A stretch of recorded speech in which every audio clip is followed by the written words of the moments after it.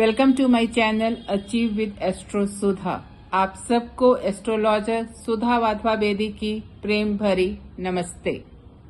आज के इस एपिसोड के अंदर हम ये डिस्कस करेंगे कि अगर मून की प्लेसमेंट हमारी एस्ट्रोलॉजिकल वैदिक चार्ट के अंदर 9th हाउस में है तो उसका इफेक्ट किसी भी नेटिव के ऊपर क्या आएगा। मून की प्लेसमेंट 9th हाउस के अंदर एक बहुत ही इंटरेस्टिंग एंड स्पेशल प्लेसमेंट मानी जाती है। It is a very important placement. क्योंकि ये जो है त्रिकोणा हाउस है और ये धर्म स्थान है। जो धर्म स्थान के अंदर जब किसी की भी या त्रिकोणा हाउस के अंदर जब कोई भी प्लैनेट की प्लेसमेंट होती है तो it has some special effect on the native. साथ ही साथ ये जो प्लेसमेंट है ये आपके 3rd हाउस को देख रही है और ये हाउस जो है मून जो है ये बहुत कैपेबल है आपको लॉन्ग ट्रेवल्स देने के लिए या फॉरेन ट्रेवल्स देने के लिए, और 3rd हाउस को देखने के लिए which is house of shifting also. तो ये आपके चेंजेस के लिए बहुत ज्यादा इफेक्टिव है। साथ ही साथ ये मून जो है कैपेबल है आपको बहुत ज्यादा changes before marriage and after marriage देने के लिए।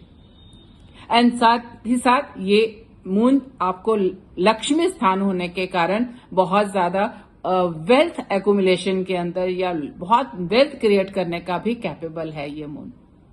तो ये क्या क्या इफेक्ट और कैसे कैसे होंगे इनके इफेक्ट, ये जानने के लिए हम पहले ये जानने की कोशिश करेंगे कि किसी भी वैदिक चार्ट के अंदर हमारा 9th हाउस क्या रिप्रेजेंट करता है और मून क्या रिप्रेजेंट कर रहा है। अगर हम 9th हाउस की बात करते हैं तो 9th जो है हमारा त्रिकोणा का हाउस है। त्रिकोणा हाउस मीन्स द हाउस जो स्थान है ये धर्म का स्थान है। एंड धर्म क्या है? The path of right. जो चीज ठीक है वो धर्म है। साथ ही साथ ये भाग्य का स्थान है। आपका भाग्य, फेम, फॉर्चून्स, ये सब चीजें जो है किसी भी नेटिव की उसके 9th हाउस से देखी जाती हैं। आपकी हायर लर्निंग के लिए भी इसी हाउस को कंसल्ट किया जाता है। Long travels, long distance travels या फॉरेन लैंड्स को अगर हमने ट्रेवल्स को देखना है तो उसके लिए भी हम 9th हाउस को देखते हैं हमेशा। गुरु स्थान, गुरु को देखना या learnings of the Guru, teachings of the गुरु, वो देखने के लिए भी हमारे को 9th हाउस को चेक करना है। लॉ एंड एडमिनिस्ट्रेशन को चेक करना है तो भी हम उसमें 9th हाउस को ही देखते हैं। It is also the Lakshmi स्थान। साथ ही साथ नॉर्थ ऑफ इंडिया के अंदर 9th हाउस को फादर का हाउस भी माना जाता है। Now we come to the moon planet कि मून क्या रिप्रेजेंट करता है। मून रिप्रेजेंट करता है हमारा mind, conscious, subconscious mind which is working 24/7। अगर किसी भी काम को आपको प्रॉपरली करना है तो आपका माइंड का प्रॉपर प्रोसेस करना बहुत जरूरी है। तो proper disposition of your mind is very much important to take up anything properly in life.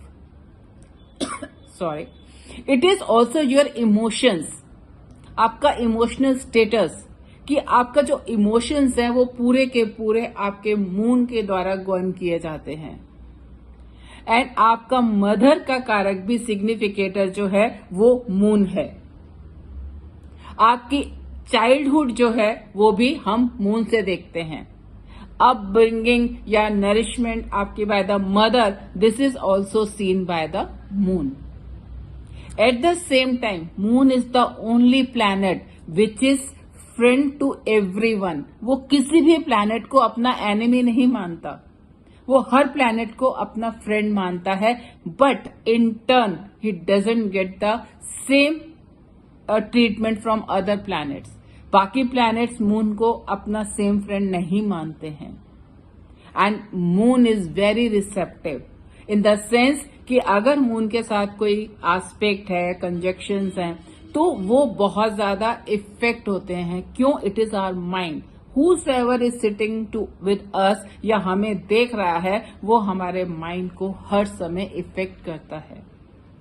And every planet has to take the permission with from the moon to do that work.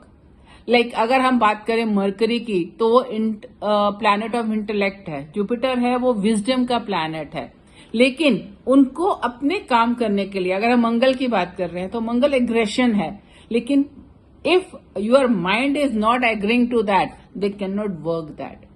तो moon की permission तो सबको चाहिए, but still they don't consider everyone to moon is their friend. Now we check one by one कि अगर moon की placement 9th house के अंदर है तो हाउ डज इट वर्क. अगर हम पहली सिचुएशन ही लेते हैं कि जो 9th हाउस है वो हमारा धर्म का स्थान है और moon is sitting there. Now moon feels because dharma is doing right thing. Moon feels कि it is my duty to give love, care, affection to everyone. क्योंकि धर्म स्थान में हूं तो मुझे ठीक काम करना है और उसका काम है ये स्प्रेड करना love, care and affection to everyone. So persons, वो नेटिव्स जिनका मून 9th हाउस के अंदर है, वो लोग सेल्फलेस हो जाते हैं. वो हर किसी को लव, केयर, अफेक्शन स्प्रेड करते हैं. And but since it is not reciprocated in the same manner, they are surrounded by the selfish persons. And if native try to be selfish, it will be a great problem for the native, क्योंकि moon धर्म स्थान में बैठकर mind जो है वो गलत चीज के लिए सोच ही नहीं सकता. It will always be doing the same right thing. तो it will be a selfless person. Now आपका मून जब 9th हाउस के अंदर है तो moon is the significator of your mother, but otherwise it is the house of father.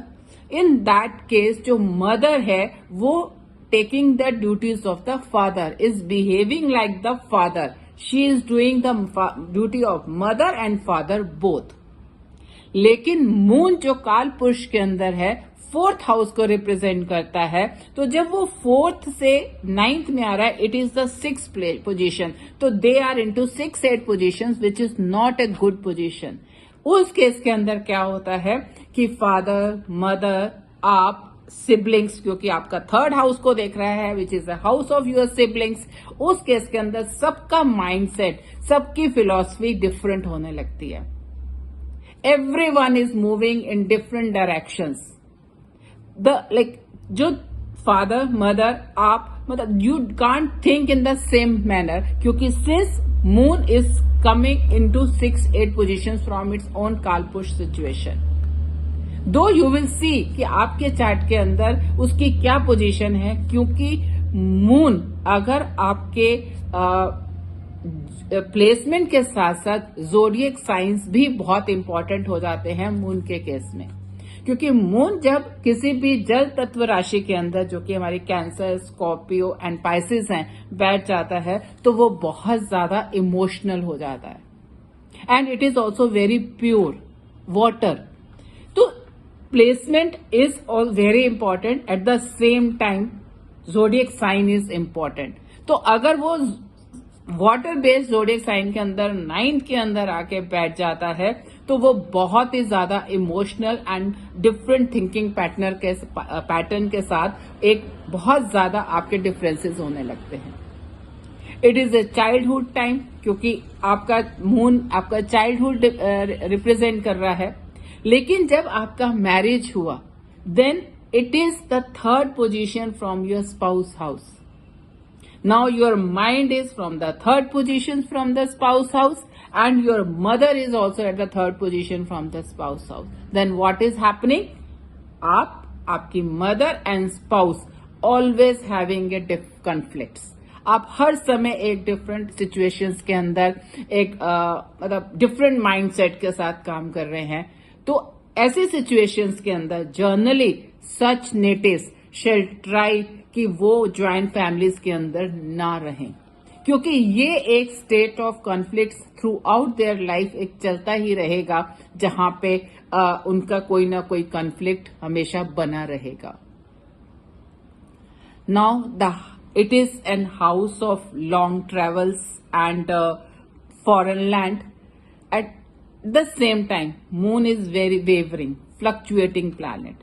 It is not a stable planet. आपको सब जानते ही हैं कि धीरे धीरे मून बढ़ेगा अमावस्या से, पूर्णिमा पे फुल मून है, फिर धीरे धीरे धीरे धीरे घटेगा. And other also it is the fastest moving planet. 2.5 day के अंदर एक राशि को ये चेंज करता है.